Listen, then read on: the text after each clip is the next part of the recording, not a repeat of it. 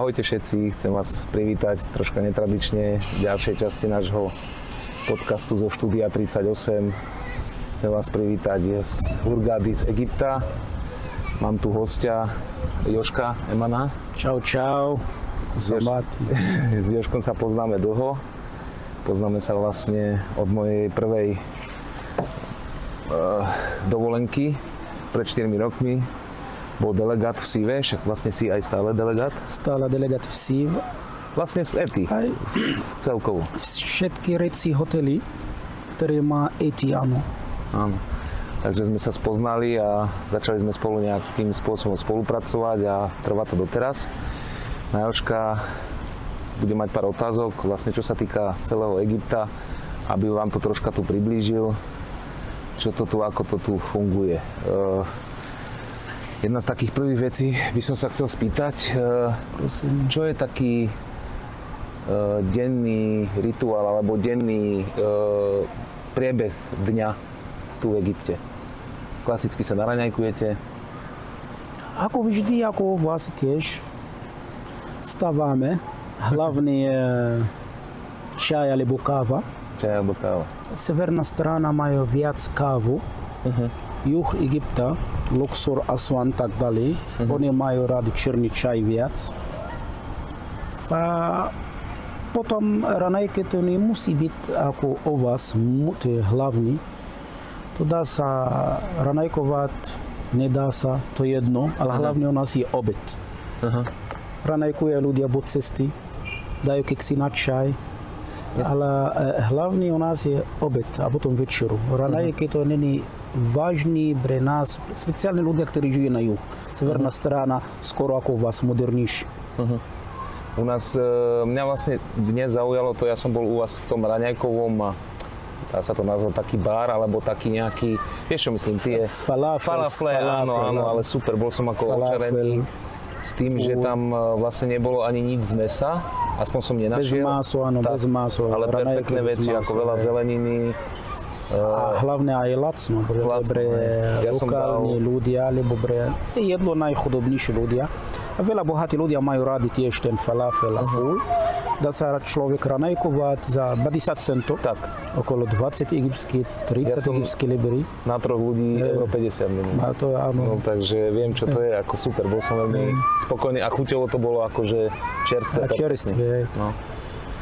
Obed vy mávate, viem, že u vás nie je moc mesa.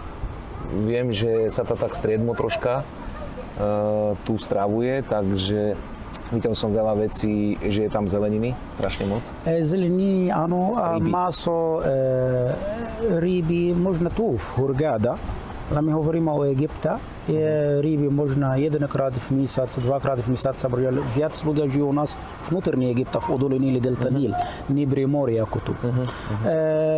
Maso možno je jedenkrát v týždeň, hlavný deň u nás je pred víkend, ako u vás sobota, alebo piatok u vás, u nás je štvrtok. To je vlastne taký piatok, hej? Štvrtok, to je piatok, my máme víkend v Egypte, piatok, sobota. No, áno, vy to máte štvrtok to je hlavný deň u nás, ako posledný deň v týždeň, pracovný dní. A pre nás je maso, kúra, veľa druh ryby tu v Červenom mori. Strední rodina, nebohatý, nechudobný stredný život, ani aspoň jedenkrát, dvakrát v týždeň majú. Chudobní ľudia stačí jedenkrát v mesiac. Niektorí ľudia nemajú možnosť kupovať maso. Ľudia majú rád to viac čerstvé maso, nie od supermarket, ale čerstvé maso. Ale čerstvé maso v Egypte nie je lacno pre Egyptiani. Napríklad je 1 kg maso teraz je v Egypte čerstvý okolo 11 €. To som si všimol, že mäso je cenovo tak porovnateľné s nami, s Európou, takže áno, to som si všimol. Nejaké také tradície, zvyky, ja som tu bol už, dá sa povedať, každý mesiac a každý mesiac je v Egypte jedinečný s niečím. Či už sa týka tej sezóny ovocia, hej, v decembri, tuším, opravom, ak sa milím, decembri, január, február je jahody. Jahody, hlavne jahoda cez zimu, áno, to je zima u vás. Pomaranč tiež. Pomaranč, áno. To je hlavne mango sezóna je kedy? Mango sezóna teraz už začína od začiatku júna do 1. októbra. To je dlho, viem. A my máme veľa druh mango, my máme viac ako 13 druh mango v Egypte. Najlacnejšie je cez leto, áno. Teraz viem, som si všimol, aj na trhu už boli melóny a celkom dobre, ako chuťovo, červené melóny sezóna, grantové jablko cez zimu, grantové jablko, zimní sezóna, grantové jablko. Čo by si povedal, taká tradícia egyptská je taká najsilnejšia pre vás? Také ako sú u nás, ja neviem, Vianoce, alebo tu sa berú normálne Vianoce.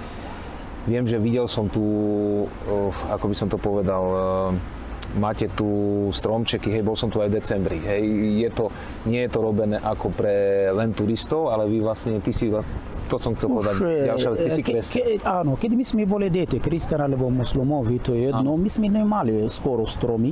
Áno. To je v poslední období, už ľudia už začali žiť modernejší život. Možno povedať, my videli doma stromy, už začali ľudia robiť u nás 10-15 rokov dozadu, ale predtým ľudia nevideli, co znamená vianočný strom, to nie naša. No však práve, že to nie je vaše, vieš, že som to nevidel a teraz to my zrazu sme je. už teraz média, sociálne média, už každý človek má teraz inteligentný telefón. A teraz už moderní rodičia a svoje deti už moderní. Už skoro každý teraz je začal kupovať vianočný strom. Kresťan alebo moslim, to je podľa viac tradícia, nie podľa náboženství. Muslimovia majú Ramadán.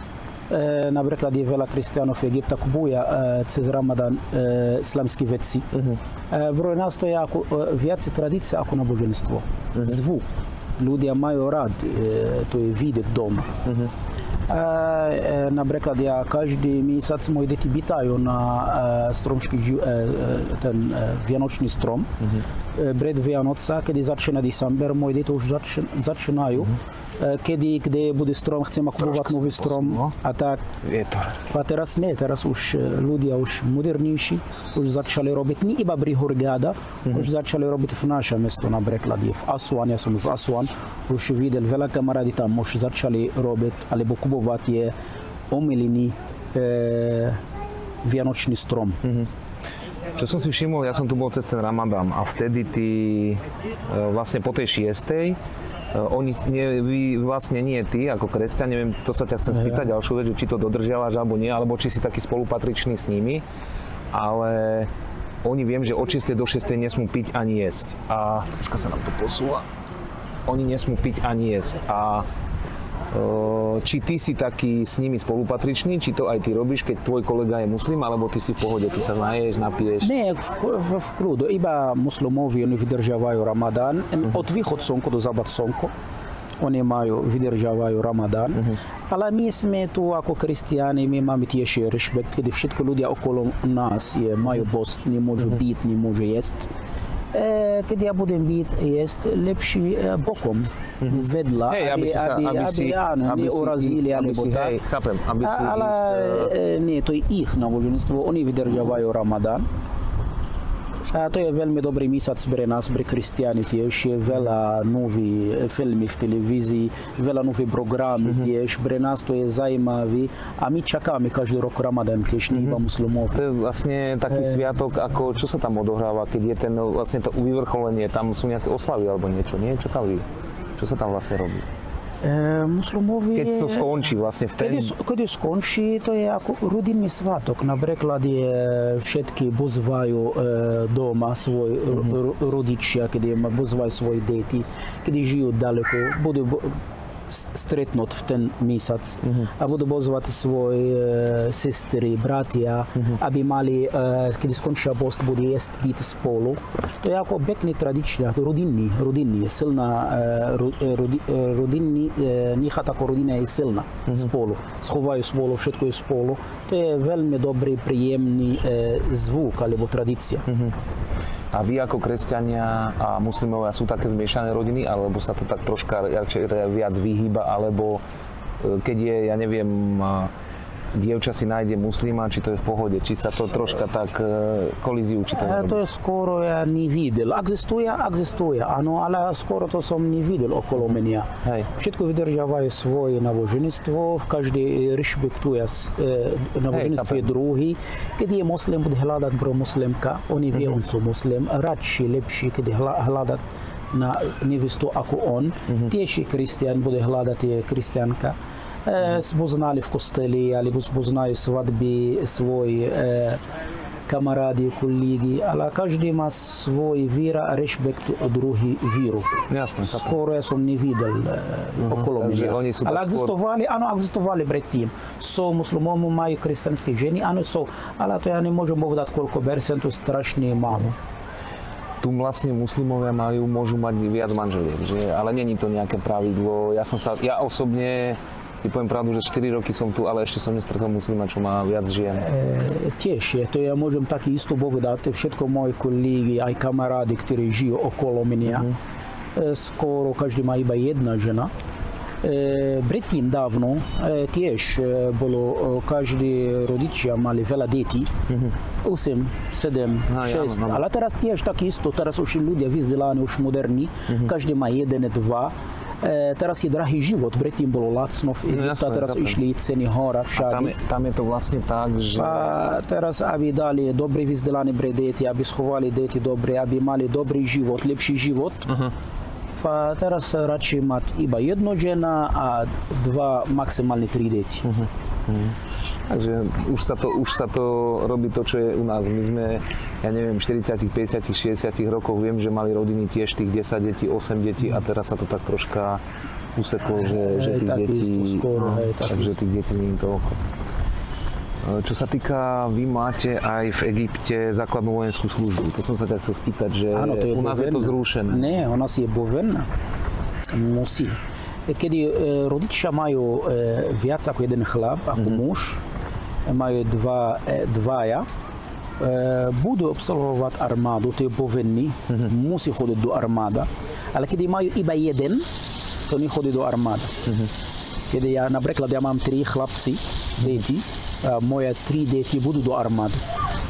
To je povinný. Ale podľa škola, keď majú vysokú školu, majú služby iba 1 rok. Keď majú stredná škola, majú služby 2 roky. Není gramotný, ale teraz už povinný zákon musí byť teraz chodiť do školy, predtým ne, ale teraz je povinná škola. Keď není gramotný, bude mať služby 3 roky v armádu. Egyptská armáda teraz je jedna od najsilnejších na sveta, som čítal, len som neistý, ale asi my sme 11. na sveta teraz. My sme kupovali veľa zbraní teraz, aby strážili Egypta. My sme kupovali veľa zbránov od každej krajiny, niečo od Amerika, od Čína, od Rusko, od Francúzska, celý svet, naša kamarádi. Egyptská armáda, mentalitet, neatakuje žiadni ľudia, naša armáda iba stráži Egypta. Toto sa mi u vás ľúbi, áno, vy ste iba vlastne... stráži svoj krajina. Vy ste ako, to sa mi na vás ľúbi, že keď je tu aj veľa utečencov dookola, tak vy príjmete každého. Ale nech tu príde každý, ale nech poslúcha vás. To sa mi na vás ľúbi, že vy nedávate to, že niekto príde s kultúrou a chce ju presadiť vy. Áno, buď tu, ale si tu. Si u nás, si doma. Áno, to je doma. U nás, áno, veľa migranti žijú u nás, medzi nami, bez problémy, ale my máme zákon, musí ľudia rešpektovať naše zákony, naša tradícia a vítajú v Egypte bez problémy. Tak, to sa mi na vás ľúbi, že tu není vôbec žiaden rasizmus, nič, proste tu si žij a môže si žiť, len musíš poslúchať naše zákony, tak to sa mi to ľúbi. Čo sa týka aj náboženstva, vy vôbec nerobíte to, že náboženstvo nech má každý svoje. Áno, my sme tiež, ja som pravoslavný kresťan, ja žijem tu. Naši rodičia žili tu a naše deti žijú tu, bez problémov vôbec. A vy ste vlastne, ty si pravoslavný. Pravoslavný, hej. Pravoslavný. Tak vlastne však to je prakticky jedno, či si pravoslavný alebo normálny kresťan teraz. Čo sa týka bravčoviny, jedávať bravčovinu? Áno, a bredáme v Egypte. Hej, bredávajú. Schovajú v kresťanské kláštory, veľa. a robia tam maso, potom posielajú do kostely a môžem kupovať. Od každého kostela my máme obchod, dá sa tam kupovať. Už teraz si začali tiež cudzinci, ukrajinskí, ruskí, majú svoje obchody, ktoré predávajú také veci tiež tu, bez problémy. Takže pozerám, či mikrofón ide, lebo sme prvý. سمحت كراسي معلش انا اسف معلش احنا دقيقتين ونخلص شكرا nás vyrušujú troška, ale nevadí. Šokran. Sa chcem spýtať ešte jednu takú vec. Ty chodievaš na Slovensko a aj Paradzi sme si písali, keď si tam bol, kde si kúžiarov nad Hronom. Viem, že tam máš kamarátov, že ťa pozývajú na to Slovensko. Niečo bližšie nám povedz, čo si myslíš o Slovensku? Slovensko veľmi dobrá krajina, to je môj názor. Veľmi dobrí ľudia. Ja nemám iba v Žiar nad Hronom kamarády, ja mám celé Slovensko, mám veľa kamarádov. Však máš aj prižné vlastne, hej, ty si roky robíš delegáta, takže teba tam poznajú. Ja mám v Košica veľa kamarádov, v Žiar nad Hronom, v Livica, v Ojnica, v Bratislava, Dunajská Streda, v Komárna. Všade ja mám veľa kamarádov Slovensko. Ja som robil delegát pre veľa národností predtým. Pre Rusie, pre Poľsky, pre Nemci. Turisti v Hurghada sú turisti, ale vzťah ja mám rád najviac Slováky. Ja cítim s nimi dobre a veľa chodia sem, donesú darčky pre deti. A keď chodia sem, pozvem ich tiež doma. A chodíme na velety spolu, mimo svojej roboty, ja myslím, ako kamarádi. Ne, veľmi, veľmi dobrí ľudia. Ale ako vaša zákony, ako vaša vláda, to je vaša vec, ja som Egyptian, ja bývam v Egypte. Tak to má byť, ty sa nestaraj do nás, my do teba, tak to má byť. Takže, ale ty tam vždy chodíš cez tú zimu a to je také, ty tam máš, tu máte stále teplúčko a keď som aj minulý videl tú fotku, že si na snehu, tak neviem, či ti... Ja som skoro zomrel, tak. Zima, hej? Strašný zima, to najviac zima som videl v môj život. To je všetko, no. Tak akože vy tu takú zimu nemáte. Ja som bol na Tatri a to bolo minus, ja neviem koľko. Ja som bol vnútri auta, ja nechcem ísť vonku, keď som videl sneh, taký 1 meter sneh, to pre mňa to je smrť. Čo sa týka tu, strašne u vás však na Majestátiu troška hapruje, strašne fúka vietor. A kedy tak najčastejšie, alebo kedy taká najtvrdšia zima je tu v Hurghade? To ja nemôžem povedať, každý rok má svoj, ale vždy je, môj názor, to je vždy je február najzimnejší mesiac. Akurát som ti chcel povedať. Áno, február najzimnejší, najchladnejší mesiac, ktorý najviac tiež fúka. Konci 15. februára do 15. marca. To je ako najviac fúka v Hurghada, ale keď cez leto fúka, to je príjemný, bez problémy, iba cez zimu, to je chladno. Tu tak chvíľu fúka, ale to je taký dosť prudký vietor, to tu všetko zoberie so sebou a potom to naháňaš po pláži, takže viem, čo to je. Šport, aký máte tu taký? Futbal. To som ti chcel povedať, že áno, futbal a nejaký iný. Futbal sú ľudia, sú blázniví z futbal tu. Veď to vidím, ako keď idem aj keď sa prechádzam dole v Hurghade, alebo tu všade, každá krčma má svoj televízor vonku na terase aj vnútri, takže... Futbal, egyptský, lokálny futbal, ale tiež ľudia majú rád tu.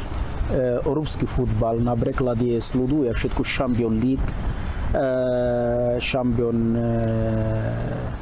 anglická liga, španielská liga. Sú ľudia, sú skoro v Egypte 50% Barcelona, Real Madrid. Futbal to je hlavný šport. Hazania handball tiež je veľmi dobrý. To je aký? Handball, Hazania. To neviem, čo je to. Hazania, handball. Aha, viem, asi myslíš americký futbal, alebo nie? Ne, Hazania. Hazania po slovensky? Hádzana? Hádzana, áno, viem, áno, Hádzana sa to volá. U nás to nie je nejako také dosť, kedy si to bolo, ale vidíš, to by ma ani nenapadlo. Ale Egypt je v squash najlepší. Squash? Squash, Egyptiani najlepší, teraz už vyhrali šampión sveta. Včera dámsky aj pánsky vyhrali šampión sveta. To som ani nevedel. Včera. Že skôr, toto ani nesledujem tento šport, vidíš, a u vás je na dosť vysoký úrovni. A to je v Lguna, robia šampióny každý rok. Lguna to je vedľašie Hurghada. Skôr štádium majú. Keby mal ísť človek prvý raz do Egypta na pamiatky, kde by si mu odporúčil ísť? Luxor. Luxor. Ináč máš pravdu, akože ten Luxor, áno, ja hovorím vždy, pro turisty, ktorí nebol v Luxor, nebol v Egypte. Najznámejšie faraóny vládili Egypta, oni žili v Luxor. Keď turisti pýtajú, Tutankhamon, on žil v Luxor, Ramses II, alebo všetky Ramsesovi, Luxor, Hatshepsut, Tutankhamon a všetky faraóny, Nová ríša, najznámejšie, najsilnejšie faraóny vládili Egypta. Oni boli v Luxor, kedy bolo Egypta, hlavné mesto Egypta. A Luxor je bohaté mesto, jeden deň nestačí. Luxor majú karnakské chrámy, luxorský chrám, veľa hrobky v Odole kráľov, aj Odole kráľoven, i mŕtve chrámy, alebo zadušné chrámy, Hatshepsut, Amenhotep, Tutmozis III, nádherné. Luxor vyzerá ako otvorený muzeum, celý Luxor. Plus život. Ľudia majú záujem ísť do Egypta, aby videli život, nie iba hotel. Oni mali záujem vidieť naše deti, ženy, ako ľudia žijú v Egypte, odkiaľ my máme potraviny, jedlo a také veci a všetko je v Odole Níl.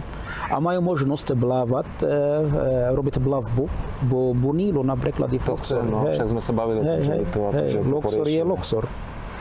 Vieš čo, ja som bol teraz prvýkrát v tom Luxore a keď som videl prvýkrát Níl, tak počúvaj, tá rieka to si dovolím tvrdiť, že to je rieka života. Ja som v živote nevidel takúto rieku, jednak je obrovská, ale vieš, boli také famy, aká je špinavá, tá rieka je čistá a no proste to musí ten človek zažiť, ten Níl a pláviť sa po ňom chvíľu, boli sme na tom Banánovom ostrove, akože to normálne voňa životom tá rieka. Áno, to je pravda. Potom som bol aj v tých chrámoch všade, ale ako ja hovorím, ja si dovolím tvrdiť, že Luxor je tak na 2 týždne. A toho neprejdeš celý, lebo však tam je toľko tých pamiatok, že... Ale určite na tú plavbu do toho Asuanu, z toho Luxoru pôjdem. To je najlepší velet, ktoré možno človek robiť v Egypte. Na pyramídy čo povieš? Pyramídy, Káhira tiež je pekná, som povedal, najlepší velet Luxor. Ale Káhira tiež 3 pyramídy najznámejšie, Chebsova, Chifre, Menkauren, a tiež Saqqara, stupnovitá pyramída. A tam je hrobky, a je nádherný. A speciálne teraz my už otvárali nový muzeum.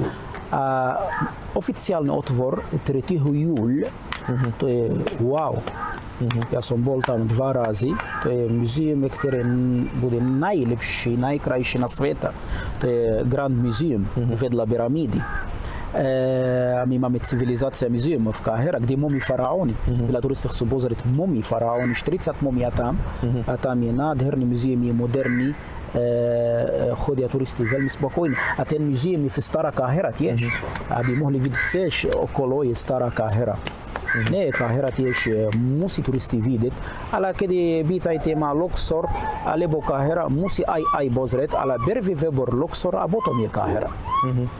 Tak Luxor doporučuješ, aby si urobil. Vieš, mňa veľa razy mrzelo aj to, že u nás na Slovensku ľudia povedia, čo Egypt, že tam sú iba nejaké 2 pyramídy, 3, ale oni si neuvedomujú, že tá kultúra je, dovolím si tvrdiť, 10 000 rokov pred nami, už tu boli ľudia a žili tu a proste stávali tieto pamiatky, takže my si ani neviem predstaviť na Slovensku, aký je Egypt obrovský a vlastne je to kolíska civilizácie, berme to tak.